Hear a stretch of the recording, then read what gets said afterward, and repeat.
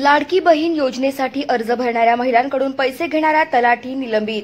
अमरावती जिल्ह्यातील वरुड तालुक्यातील सावंगी येथील तलाठी तुळशीराम कंठाळे हे लाडकी बहीण योजनेसाठी लागणाऱ्या कागदपत्रासाठी महिलांकडून 50 रुपये घेतानाचा व्हिडिओ व्हायरल झाल्यानंतर तहसीलदारांकडून या व्हिडिओची शहानिशा करण्यात आली होती. या प्रकरणात तलाठी तुळशीराम कंठाळे याला निलंबित करण्यात आले असल्याची माहिती अमरावतीचे जिल्हाधिकारी सौरभ कटियार यांनी दिली. तसेच तलाठ्यावर फौजदारी कारवाई देखील केली जाणार आहे. लाडकी बहीण योजना ही राज्याची महत्वाकांक्षी योजना असून या योजनेसाठी तातडीने कागदपत्र उपलब्ध करून देण्याचे आदेश देखील जिल्हाधिकारी सौरभ कटियार यांनी दिले आहे. विदर्भ लोक news bureau Amravati. Sir, Amravati जिल्ह्यातल्या वरुड तालुक्यात एक तलाठी जो आहे तो 50 रुपये मागतानाचा व्हिडिओ व्हायरल झालेला आहे. तुमच्यापर्यंत तो पोहोचला काय आणि प्रशासन यावर काय कारवाई करणार आहे? कालपासून एक अमरावती जिल्ह्याच्या वरुड तालुक्यामधला एक व्हिडिओ व्हायरल होत होता, ज्याच्यात एक तलाठी पैशाची मागणी करत होता. त्याची शहानिशा करण्यात आली आहे, चौकशी करण्यात आली आहे. तहसीलदार एसडीएम मार्फत त्याची चौकशी झाली आणि त्याच्यात तथ्य ठरला म्हणून त्या तलाठीला आता सस्पेंड करण्यात आलेलं आहे आणि त्या तलाठीवर FIR सुद्धा करण्यात येत आहे. कारण की एक गंभीर प्रकरण आहे. मुख्यमंत्री माझी लाडकी बहीण एक महत्त्वाकांक्षी योजना आहे शासनाची.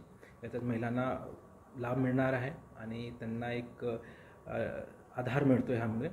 आणि त्यांना ह्या योजनेचा लाभ घेण्यासाठी जे काही डॉक्युमेंट्स लागतात त्या डॉक्युमेंट्स घेण्यासाठी किंवा त्यांना अर्ज करण्यासाठी कुठली प्रकारची अडचण होणार नाही याच्यासाठी आम्ही सक्त सूचना आमची यंत्रणाला दिली आहे. तहसीलदारांना सूचना देण्यात आली आहे की दाखले देण्यात कुठली प्रकारची दिरंगाई किंवा विलंब नाही झाला पाहिजे आणि कुठल्याही प्रकारचा त्रास नागरिकांना नाही झाला पाहिजे. महिलांना काय आवाहन करणं सुरू आहे?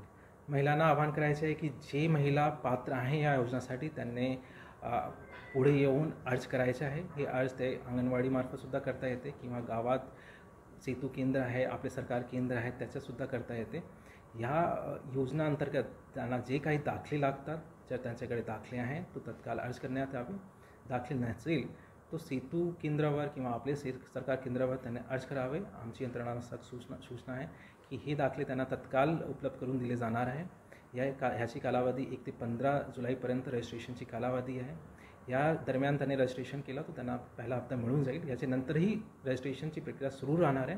मात्र आपला उद्देश आहे की ह्या दरम्यान जास्तीत जास्त महिलांनी रजिस्ट्रेशन करून घ्यावे, फॉर्म भरून घ्यावे. सर, महिलांची आता मोठी गर्दी होत आहे, महिलांचा कालावधी कमी आहे, तसं तुम्ही काही सरकारकडे काही महिलांची मागणी म्हणतो जिल्हाधिकारी म्हणून काही पाठपुरावा करणार आहेत का?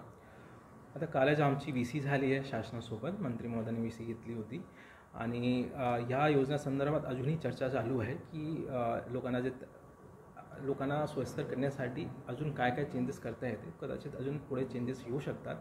लेकिन सध्या आमचा उद्देश हेच आहे की या योजनामध्ये लाभार्थींची संख्या खूप जास्त आहे म्हणून गर्दीसुद्धा होत आहे. लेकिन ज्यांनी अर्ज केला, ज्यांना दाखला पाहिजे त्यांना 15 जुलैपर्यंत किंवा त्याच्या पूर्वी दाखला नक्की देण्याचा आमचा मानस आहे आणि उद्देश आहे. त्याच्यासाठी आमची पूर्ण यंत्रणा काम करत आहे. सर, आता गर्दी वाढल्यामुळे डोमिसाईल असेल किंवा उत्पन्नाचा दाखला या कागदपत्र मिळवण्यासाठी, दाखले मिळवण्यासाठी वेळ लागणार असल्याचं महिलांचं म्हणणं आहे. त्यामुळं 8 ते 10 दिवस वेळ जाऊ शकतो काय कागदपत्राला, त्यामुळं मुदत वाढवली पाहिजे असं तर जे मागणी आहे ते सुद्धा शासनाला कळवण्यात आलेली आहे आणि असं नाही 15 जुलैपर्यंतच त्यांना रजिस्ट्रेशन करता येते. ह्याच्यानंतरही रजिस्ट्रेशन चालू राहणार आहे. रजिस्ट्रेशन कधी बंद होत नाही आहे. लेकिन आपला उद्देश आहे की 15 तारखेपर्यंत सर्वांचा करून घ्यावे जेणेकरून त्यांना लवकर लाभ मिळेल. लेकिन त्याच्यानंतरही त्यांचं रजिस्ट्रेशन करता येते आणि जे लोकांची मागणी आहे, महिलांची मागणी आहे, ती सुद्धा शासनाला कळवण्यात आलेली आहे.